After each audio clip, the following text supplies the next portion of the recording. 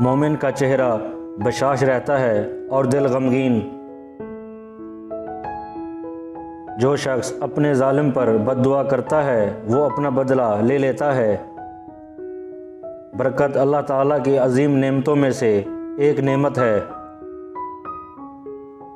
وعدہ خلافی اور معاملات میں لاپرواہی سے برکت جاتی رہتی ہے۔ اولاد کی دینی تربیت اور ان کے ایمان کی حفاظت ان کی جسمانی نشو و نما سے زیادہ ضروری ہے۔ اپنے آپ کو تمنا سے بچاؤ کہ وہ بے وقوفوں کی وادی ہے۔ دنیا کی محبت سب گناہوں کی جڑ ہے۔ ہر کام میں سنت کو اپنا لیا جائے تو کامیابی کی یہی چابی ہے۔ پیٹ سے بڑھ کر کوئی بہترین برتن نہیں۔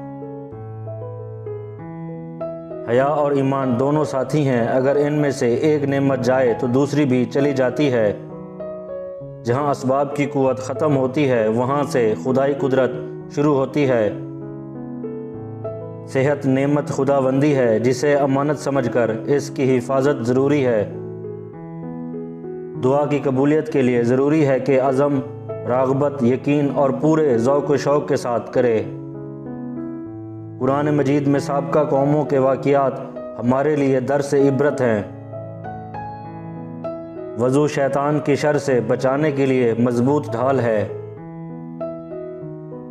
اللہ تعالیٰ کے مبارک 99 ناموں کو یاد کرنے پر جنت کی بشارت ہے۔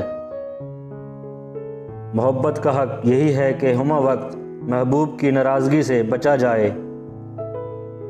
زندگی کا مقصد خوشی حاصل کرنا نہیں بلکہ انسانیت کی تکمیل ہے۔ ہر اچھا کام پہلے ناممکن محسوس ہوتا ہے لیکن شروع کرنے کے بعد آسانی ہو جاتی ہے۔